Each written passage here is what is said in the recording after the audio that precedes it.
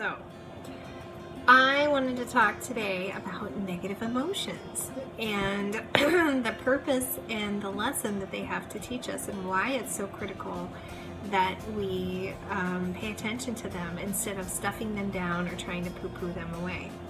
So, I would say 90% of my clients come to me because they have been stuffing negative emotions down for years and years and years, and then these negative emotions manifest into physical form and show up in ways that are very uncomfortable, whether it's disease or arthritis or cancer or this part of their body that's not functioning, or their back hurts and they don't understand why it's been hurting for forever. So they come to me and we get to the root of the issue, and it's like we're just digging away and pulling away all these layers of emotions that they've been suppressing, because we live in a society that teaches us that if we feel any sort of negative emotion, we're supposed to not be feeling it at all. We're just supposed to be happy 24/7, and that if you feel that emotion, by God, you should take a pill and make it go away. And I'm here to tell you that those emotions, we need to feel them, and we need to listen to the messages and the lessons that they're trying to teach us, because they're there for a reason. They're our indicator.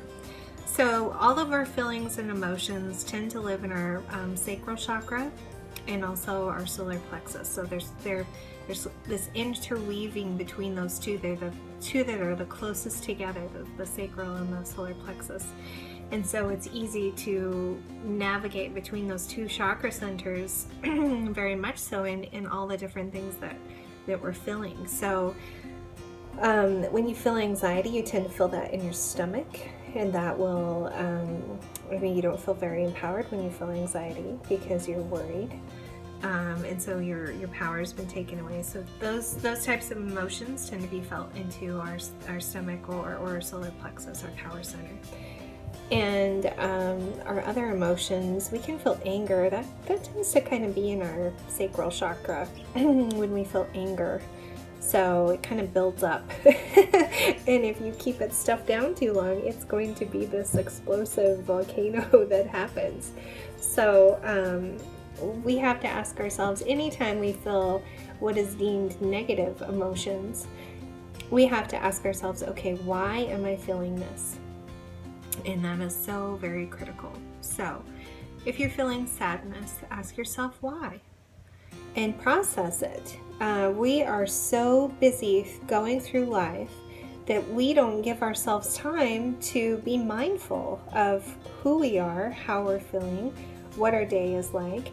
If I asked several of you, how are you feeling today? You would probably give me an automatic response. But if you actually answered me truthfully, then I would ask you, now, why do you feel that way? Because it's important for you to understand why you feel that way. Why do you feel happy? Why do you feel excited about something? Talk about that, and feel that elation and that joy grow. If you're feeling sad, why do you feel sad? Some people don't know why, because they haven't taken a chance to look inward and really process it. So what happened? What happened to maybe trigger that sadness? And they have to stop for a minute and think backwards. Well, I was feeling pretty good until this interaction with this person happened. Okay, so what happened in that interaction to trigger the sadness? What exchange was there that happened? Well, I agreed to something that wasn't for my highest good, that I knew I shouldn't do, and then I said I wouldn't do it, and I feel sad. Okay, well, let's talk about that. Why did you feel like you couldn't talk to this person from your authentic self and let them know that what they were wanting you to do was not something that was good for you, that you didn't feel it was okay?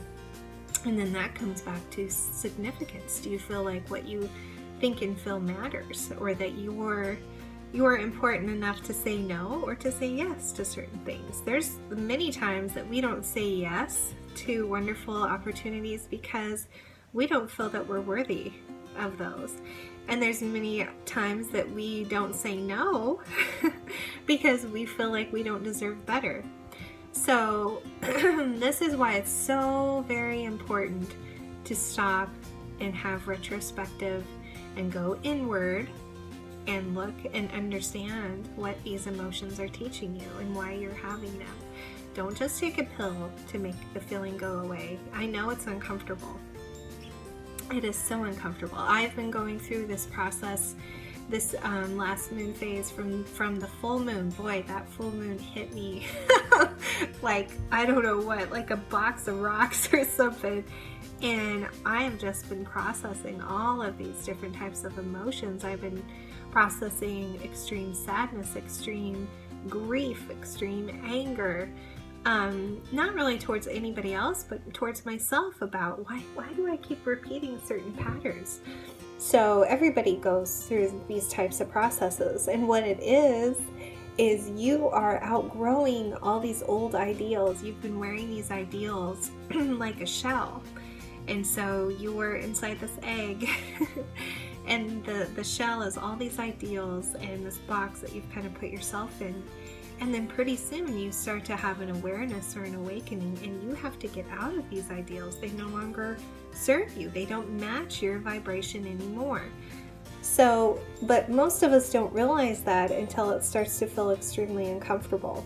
And so once we feel that uncomfortableness of, oh my gosh, this doesn't fit me anymore, this doesn't match me vibrationally anymore. If we didn't feel uncomfortable, we would never get rid of those ideals or those behaviors or situations or people, relationships or interactions or habits, would we? We would just stay the course, because if it ain't broke, why fix it, correct? So we have to feel those negative emotions to know that, okay, growth is happening now. Growing pains is what we should call them, okay? And so we're breaking through of these ideals, we're breaking out of our shell, and we're emerging, and we're new, and we're raw. So we're feeling all sorts of raw emotions, but I promise you, when you break out of that shell of those old ideals, as painful as it is, oh, you gotta push through some crap. But once you get through it, you feel ecstatic, you feel happy, you have your joy again. And it's because you worked through all that stuff, rather than continually trying to carry it with you and carry on all of this junk and this negativity. So life, there's suffering in life, but it's a powerful teacher. We suffer for a reason. So we have to acknowledge that suffering in whatever form it comes and pay attention to it, and then we can transcend it and experience joy and elation and ecstasy all over again. So don't be afraid to navigate inside yourself and go into the very, very dark depths of your soul, where you have not tread for very long, and you've maybe shoved over the course of your life all of these negative things over and over and over. Don't be afraid to dig that stuff up, because the only way you're going to make room for new wonderful experiences is if you pull all of that stuff out. Throw it away. Learn, feel it. You gotta feel it to be able to get the lesson. Allow yourself to feel, process it, ask yourself why you're feeling these emotions, and then release it. You don't need to hold on to it anymore, because once it's taught you the lesson of why you were feeling that way, it no longer serves you, okay?